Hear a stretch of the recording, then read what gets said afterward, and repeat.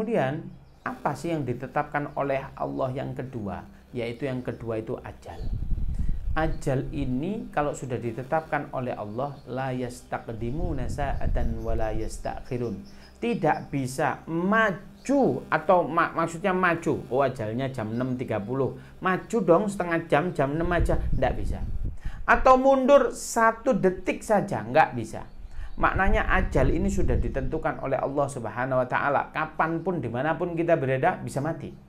Tetapi perlu Anda ketahui bahwasanya ajal itu bagaimana kita mempersiapkan diri agar supaya kita tatkala dijemput oleh malaikatul maut dengan mautnya yang husnul khatimah atau mati kita yang husnul khatimah.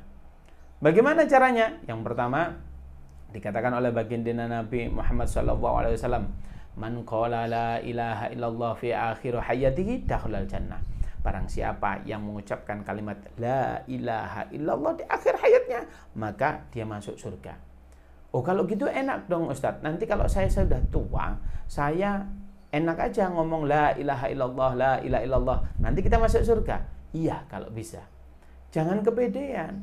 Kita itu nggak ada jaminan kok. Yang muda itu lebih hidupnya lebih panjang, yang tua matinya belakangan. Nggak ada jaminan. Ada kok di antara kita yang jaga orang sakit, ternyata diumumkan ada yang meninggal. Kita pikir yang sakit itu, ternyata apa? Yang jaga meninggal duluan. Ada. Maknanya kita tidak tahu kapanpun, dimanapun kita berada, malaikatul maut mendatangi kita. Oleh karena itu jangan kepedean. Oleh karena itu ayo kita siapkan. Yang kedua, versinya. Mungkin nggak kalau mulut ini senantiasa berkata kotor? Kalau orang Jawa mengatakan meso begitu ya, orang Malang ini meso begitu seandainya. Nggak enak dikit nyupir dibalap orang meso kurang ajar. Siapa jangan itu marah-marah nggak karuan begitu ya. Kemudian bentak anaknya, bentak istrinya. Kalau ini kalau menjadi orang nggak leader tapi seorang oh kamu ente begini begini, kok semua dimarahin padahal orang nggak salah apa segala macam. Kira-kira mulut yang semacam ini sering ghibah, sering namimah, sering gosip, sering mengumpat, sering marah-marah yang tidak jelas. Kira-kira mulut semacam ini kalau di akhir hayatnya mungkin nggak secara logika Allah ridho untuk dia mengucapkan kalimat la ilaha illallah? Secara logika tidak. Jangan-jangan kita mau mati nggak bisa apa-apa. Oleh karena itu secara logika ayo kita siapkan mulut ini agar supaya diridhoi oleh Allah mengucapkan kalimat la ilaha illallah di akhir hayat kita. Kita biasakan mengucapkan kalimat la ilaha illallah. Zikir ayo la ilaha illallah, la ilaha illallah, diam-diam la ilaha illallah. Nanti itu kalau la ilaha illallah kita ucapkan, maka nanti apa? Kalau kita mati sudah terbiasa mengucapkan kalimat la ilaha illallah, barangkali diizinkan oleh Allah tatkala kita meninggal kita sudah mengucapkan kalimat la ilaha illallah. Sehingga kalau kita mengucapkan la ilaha illallah dakhalal jannah. Maka kalau ada fase di mahsyar, ada fase sirat, ada fase mizan, ada fase sirat, nggak usah antum di skip, langsung kita masuk surganya Allah Subhanahu wa Ta'ala. Enak. Makanya ojo misuan, ojo ngamuan. Ayo baca la ilaha illallah. La ilaha illallah itu dahsyatnya itu begini. Ada itu orang dosanya itu kalau dibaca itu 1 lembarnya itu mungkin 10 kilo. Dosa semua itu. Ini berpuluh-puluh lembar. Orangnya sudah taias, pesimis. Ini dosa saya kok gede banget ini. Pahala nggak ada lagi. Kemudian apa? Ada seseorang ditimbang. Oh, ini pahala haji saja. Haji saya. Oh, hajinya ternyata 0 itu di hadapan Allah karena tidak ikhlas. Pengen dia haji niatnya pengen dipanggil Pak Haji begitu ya. Pengen dipanggil Abah. Kalau nggak Abah nggak noleh begitu ya. Lah ini 0 itu di hadapan Allah. Atau ingin menjadi pejabat biar dipanggil keren, dipanggil haji begitu ya, biar dipilih dan lain sebagainya. Nggak bisa itu. Kalau amalan semacam itu ditimbang, dosanya lebih berat. Tapi ada satu amalan kita yang kecil itu diberikan pada malaikat. Ini amalan Anda. Apa ini? Kalau yang besar-besar aja nggak ada ngefek. Kalau yang kecil ini apalagi sudah kita pesimis. Tapi diberikan. Namanya tasdik. Tasdik itu amalan yang sangat luar biasa ditimbang. Ternyata berat. Beratnya ngalang-ngalain dosa yang begitu banyaknya. Apa itu amalan tersebut? yaitu amalan kita zikir dengan kalimat la ilaha illallah. Maka la ilaha illallah, efek yang pertama, kita bisa mati dengan husnul khotimah. Yang kedua, kita bisa menimbang amalan kita itu dengan amalan yang sangat berat. Insya Allah kita dimudahkan oleh Allah masuk surga. Oleh karena itu biasakan kita agar supaya kita mesti husnul khotimah. Yang pertama dengan zikir la ilaha illallah. Amalan apa lagi? Ini boleh Anda kerjakan. Saya diajazai oleh guru saya. Ada dua hal. Yang pertama, guru saya Profesor Joko di Sidoarjo. Beliau sekarang lagi ada musibah. Semoga dimudahkan di cobaan ini. Semoga nanti setelah ujian ini beliau lalui sehingga beliau bisa naik derajatnya. Beliau mengijazai kepada saya, namanya Ratibul Haddad. Yang kedua, saya diijazai oleh guru saya Habib Umar Al-Haddad almarhum. Semoga segala amal ibadah beliau diterima dan diampuni segala kekhilafan beliau.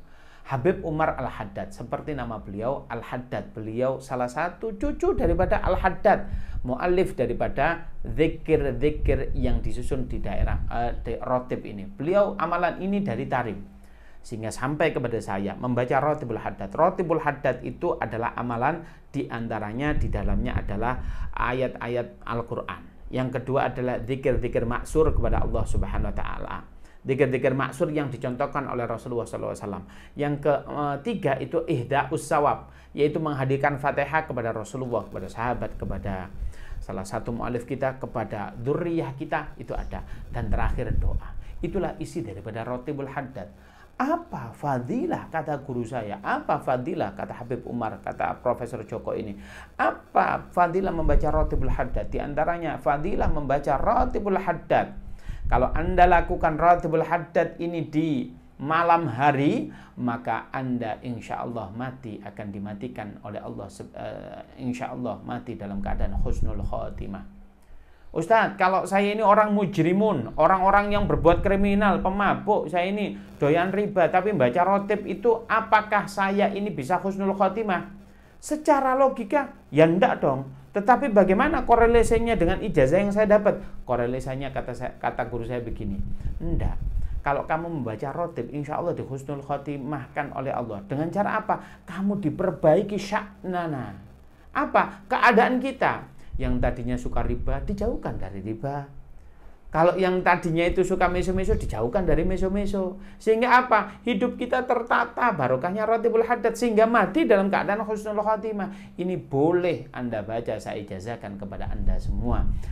Ratibul Haddad boleh diakses di internet, cari saja, atau DM, nanti PDF-nya bisa saya kirim begitu ya. Baik. Itu adalah bagaimana kita ajal kita, dan ajal itu apabila belum waktunya, maka kita itu belum bisa meninggal. Ada salah satu contoh, seseorang itu kata baginda Nabi akan dimatikan sesuai kebiasaannya. Maka saya itu ada contoh namanya Bu Hajah Siamah. Beliau itu satu kampung dengan saya, beda RT saja. Beliau itu saya ingat betul kata-kata beliau, yaitu cita-citanya hafal Al-Quran. Tetapi beliau itu hafal Al-Quran itu sudah umur 65 tahun. Hafal Al-Quran betul. Tatkala beliau di akhir hayat beliau itu dalam keadaan kritis. Beliau itu koma. Beliau koma, antum tahu apa yang diucapkan beliau itu? Setelah beliau koma, ternyata beliau itu tilawatul Quran, baca Quran dengan fasih. Ternyata apa? Dia itu dalam keadaan tidak sadar sampai beliau meninggal. Tuh. Maka seseorang itu kalau terbiasa membaca la ilaha illallah, insya Allah dimatikan dalam keadaan la ilaha illallah. Kalau terbiasa dia tilawatul Quran, maka dia akan dimatikan oleh Allah dalam keadaan apa? Husnul khotimah, yaitu baca Al-Quran. Bayangkan kalau kita terbiasa minum bir, ya Allah, kita mati dalam keadaan minum.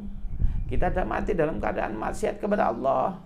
Kita mati dalam keadaan durhaka kepada orang tua kita. Naudzubillah. Ayo kita biasakan diri dengan amal soleh, fa insyaallah mati kita akan dimatikan dengan cara husnul khotimah. Oleh karena itu, ajal itu ayo kita harap-harap kepada Allah dengan ajal yang husnul khotimah. Bukan kita mengharap matinya, tapi mengharap mati secara husnul khatimah. Kemudian ajal itu nggak mungkin datang kalau rezeki kita itu belum kita dapatkan semua. Ada loh orang itu sudah kritis beberapa hari dijaga anaknya nggak sadar-sadar. Setelah sadar siuman, kemudian orang tersebut hanya minta begini. Nah, alhamdulillah Bapak sudah sembuh ini. Alhamdulillah anak-anaknya senang kumpul. Kemudian apa? Ayah kepingin es krim. Makan es krim, es krimnya ndak habis, beliau meninggal.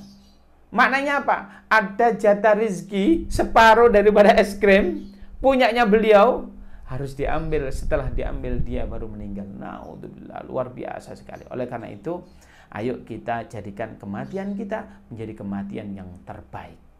Baik, selanjutnya adalah yaitu apa? Amalihi. Amal atau pekerjaan atau ibadah kita itu diminta oleh Allah, ditentukan oleh Allah. Oleh karena itu Rasulullah Shallallahu Alaihi Wasallam senantiasa berdoa kepada Allah Subhanahu Wa Taala. Ini loh Rasulullah yang doa. Apa doanya itu? Beliau begini, Allahumma inni as'aluka hubbak. Ya Allah, aku meminta cintamu. Ini bukti bahwasanya kalau Rasulullah itu fakir, butuh cintanya Allah. Wa hubba man yuhibbuk, dan cintanya orang yang mencintaimu. Kalau Anda mencintai Allah, maka dipastikan Anda cintanya dibutuhkan oleh Rasulullah. Ini Rasulullah loh yang doa. Wal amalul ladzi yuballighuna hubbak. Dan ya Allah, aku minta sebuah amal, aku minta sebuah ibadah, minta sebuah zikir, minta sebuah mujahadah, minta sebuah amalan yang sekiranya apa? Mendatangkan cintamu kepadaku. Loh, ini Rasulullah saja doa. Lah kok kita kepedean? Ya wis lah, yang penting aku ngelakoni ini mbok khusyuk mbok ndak. Jangan dong. Ayo minta kepada Allah. Allahumma inni as'aluka hubbak wa hubba man yuhibbuk wal amalul ladzi yuballighuna hubbak. Kita doa semacam itu agar supaya apa? Zikir kita diridhoi oleh Allah. Mujahadah kita tumus, kata orang Jawa, Pak, connect terhadap Allah Subhanahu wa taala. Bagaimana kita itu menghidupkan roh kita dengan cara zikir. Kita connect dengan Allah Subhanahu wa taala. Banyak kok zikir-zikir yang sekiranya agar supaya melatih diri kita itu connect dengan Allah Subhanahu wa taala. Dan itu ada waktu-waktunya. Kita ambil contoh, kita mulai pagi. Ada waktu namanya sahar. Sahar itu di sepertiga malam terakhir sudah mau subuh, ya kurang 15 menit. Itu waktu yang sangat luar biasa mustajabahnya. Maka ada penghuni surga yang sudah teridentifikasi di dunia. Nah, di dunia ini, oh ini orang, identifikasinya apa? Ahli jannah. Siapa itu? Orang yang di waktu syahr ini dia membaca istighfar. Berarti apa? Mujahadah kita, zikir kita. Amalan yang pertama itu membaca astagfirullahaladzim, astagfirullahaladzim, astagfirullahaladzim 100 kali lah minimal. Ada seorang sahabat yang datang kepada ya Rasulullah, ini ekonomi saya kok lagi carut-marut, ini lagi down ini. Bagaimana ini ya Rasulullah? Kemudian Rasulullah bilang, aina tasbihul malaikah? Mana tasbih malaikah? Oh iya, sebelum subuh itu beliau senantiasa beramal apa? Subhanallah wa bihamdihi, subhanallahil azim, astaghfirullah 100 kali. Maka fadilahnya apa? Jenengan akan dimudahkan rezekinya oleh Allah. No, ini luar biasa. Tatkala sholat qobliyah subuh, siapa saja yang membaca di rakaat yang pertama Alam Nasrah, di rakaat yang kedua membaca Alam Taro, maka dia terbebas dari penyakit minimal 1 hari ini.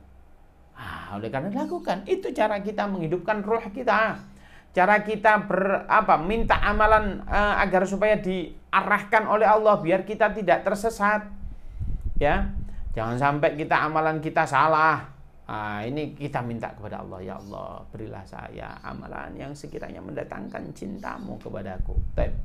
Amalan-amalan itu ayo kita dekatkan diri kepada Allah sehingga amalan itu mampu mendatangkan hubnya Rasulullah, hubnya Allah Subhanahu wa taala, ridhonya Allah, ridhonya Rasulullah sallallahu alaihi wasallam.